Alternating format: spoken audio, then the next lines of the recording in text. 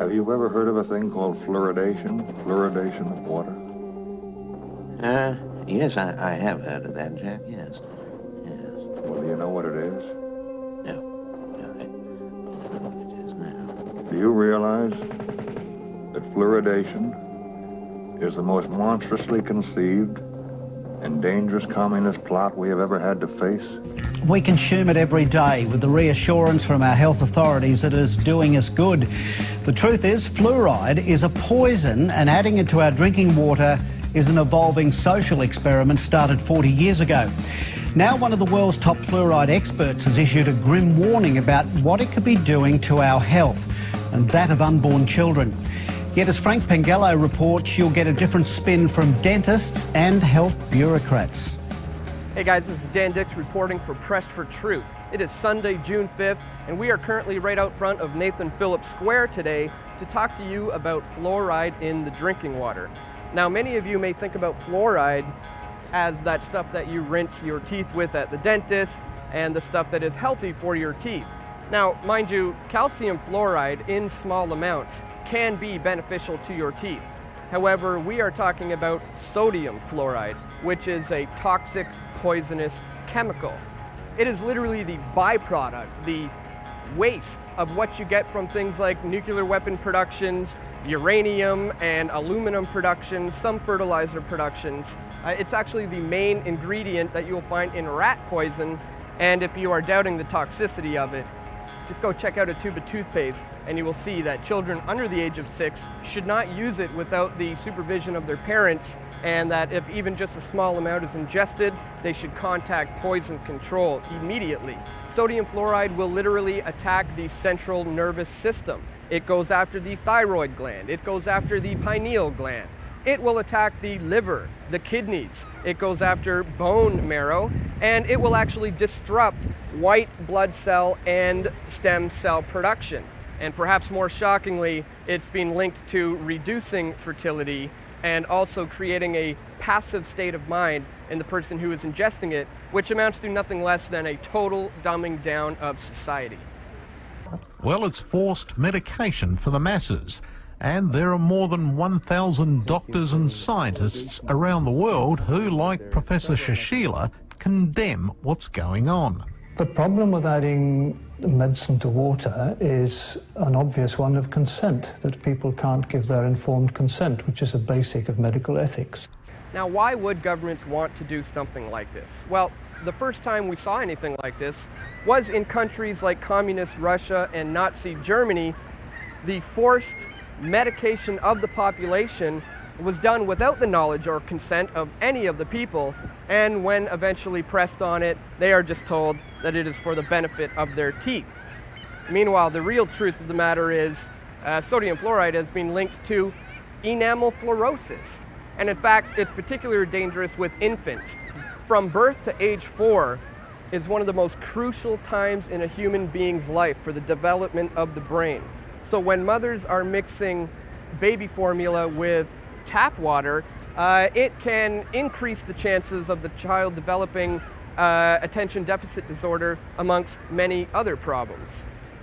The American Dental Association warns against using fluoridated water to mix baby formula. Just last week, Brian Law of Press for Truth, along with members of We Are Change Toronto, went down to the Toronto Water Facility Treatment Plant to ask the tough questions about fluoride in the water. Right, we have 2 intakes that are roughly over 2 kilometers into the lake. They then Y into 1 intake, which is over 1 kilometer from shore. This will then flow into our screen chamber. The screening will remove the particles that are larger than roughly that big, twigs, debris such as that. We'll then enter our raw water pump facility. This will then pump water all the way up to our mixing chambers. At this point, our coagulant is added. At this point, pre-chlorination is added. Then flow into a mixing chamber. Proper mixing is essential to efficient, effective water treatment. We'll then flow into one of our 6 sedimentation basins. What will happen here is that the heavier particles will be removed naturally because they will settle to the bottom of the basin. Water will then overflow into the conduit. From the settled water conduit will then flow into one of 20 filters on the east, or one of 20 on the on the west. So these two conduits will then join into one, roughly here. This will then flow into the reservoir where we add our disinfectant and fluoride. Water will then travel through the reservoir to this point here, which is our outfall. At our outfall, we will then add sodium bisulfate to reduce the chlorine residual and ammonia to change the chlorine residual from a free, which is an incredibly effective disinfectant, but it doesn't have a long shelf life, to a combined chlorine residual, which is still a decent disinfectant, but you now have an incredibly long shelf life, and you will have chlorine at your final user, which we are mandated by the ministry to provide. From this point, it will flow via gravity to one of three areas. We have our high lift pumps, which will send water to the city via these lines. We have our Scarborough pumps, which will send water to the city via this line. We can also feed John Street and Parkdale pumping station via gravity. Whenever we can abuse Mother Nature and use her for free, we will. Is the part where the chemicals are added, is that open to public as well? No, it's not. Okay.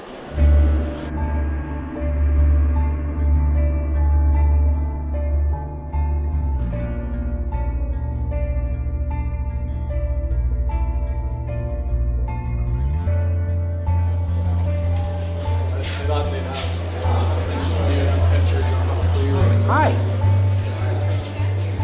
Is this where all the machinery is controlled from?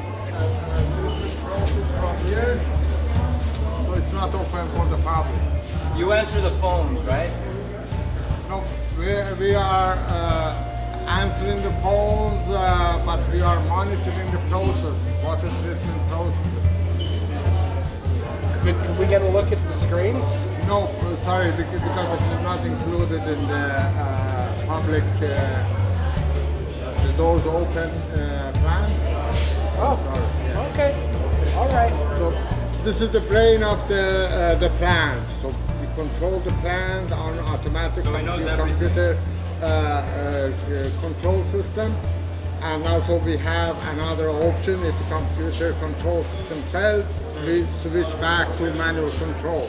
Thank you very much. You're welcome, sir. Sorry. Bye. Bye-bye. The solid waste goes to the contractor. They take it away and they use in farming or fertilizers industry. So they use the solid waste from the water treatment for fertilizer? Well, I don't know. Yeah, that can be used, but it's the contractors take it out. And at what stage of the filtration process is the fluoride put in? That is at the last stage, when the water goes to the distribution system. So after it's been filtered? After it's been filtered, and yes. And which building is that done in? Is that done down here, or is No, it? it's not building. That is the diffuser, the feed system. With the fluoride through the fluoride pumps, it fills to the diffuser. Diffuser takes it to the application point where it should be mixed. And that's not open for tours No, it's today? not open, because those are, as I said, the chemical application points, and some sensitive equipments are not open to the public because if some people doesn't know how to just. If you watch in the filter gallery, the kids are playing with the filters consoles. They think that's a PlayStation. You know what I mean?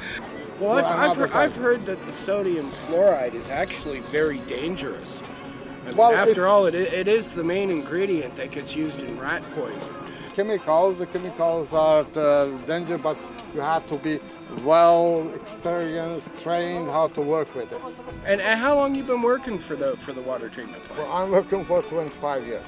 What is the concentration of the fluoride that goes into the tap water?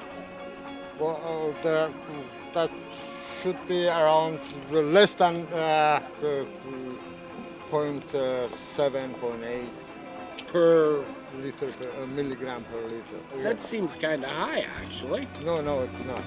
Well, based on the Ministry of Environment and Ministry of Health, there is a requirement we even maintain below that.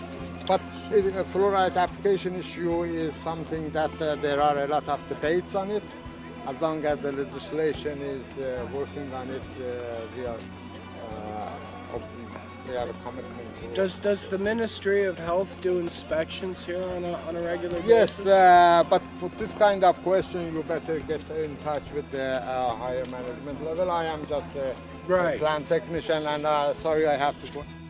Fluoridation of water here in Toronto is not necessary because it's based on sort of outdated dental hygiene practices. Like today, our dental hygiene is much better than it was 50 years ago when they started putting fluoride in the water. So it's no longer necessary. We have fluoride in our toothpaste. We get fluoride from normal dental hygiene practice that we have here now. So it's just not necessary anymore. You can see communities all around the country, like Calgary, which recently got rid of fluoride in the water. We're looking at it's just no longer necessary. Why should we be getting medicated in the water? The government doesn't medicate us in any other way except with fluoride. We are literally physically under attack, not only from the chemicals in our food, the chemicals in our air, but also the poisons in the water that we are drinking. Now, this all plays into a much larger plan, a much bigger agenda, which is known as the eugenics movement. Now, one of the largest organizations that are pushing this movement is the United Nations, through various programs such as Codex Alimentarius, Agenda 21, and the fluoridation of the public drinking water. The main goals of this eugenics movement is to literally reduce the global population. Now, there's only a few ways that you can do that. You can either increase the death rate, or you can decrease the birth rate, or a combination of the two. And that's what we are seeing happening now on a global scale all over the place. However, the good thing is that we do live in a time now where alternative information other than what the government is telling us is readily available to us, and more people all over the world are beginning to wake up to the dangers of ingesting sodium fluoride. The city of Calgary has actually just recently put a stop to having fluoride in the drinking water. Their city council voted 10-3 in support of this, and now that city is saving upwards of $750,000 a year by implementing these changes. Other towns like Waterloo, Ontario, and Moncton, New Brunswick are taking huge steps towards getting the fluoride out of the public drinking water. So it is encouraging and inspiring to know that change can happen on the grassroots level. 49.7% of voters said yes, maintain fluoridation. 50.3% said no, it's time to stop. More than 30,000 people waded in on the debate. In the end, the difference was just 195 votes in favor of stopping the fluoridation of Waterloo water. Well, I was pro-fluoride. You know, I've said yes to fluoride. So for me, it's up to the citizens, and that's what the referendum's all about. Fluoridation started in 1966. The debate was intense.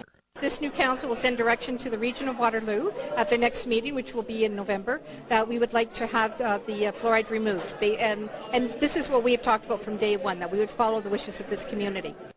Now, as we have seen, change is possible on the municipal level. However, it often is a long, slow, tedious process. So there are a number of things that you can do in the meantime to protect yourself and your family. There are a number of products on the market that will filter out the fluoride from your drinking water. But remember, it's not necessarily enough to just not drink it. Our skin, being the largest organ our body has, will actually absorb these chemicals every time you take a shower. So there are attachments available that you can get to deal with that as well. Life is an incredibly amazing, mysteriously wonderful thing. And protecting this temple that we currently occupy is one of the most important things you can do. So remember to educate yourself about the things that you are ingesting. Stick to wholesome, healthy, organic foods. Drink fresh spring water, and you will live a healthy life.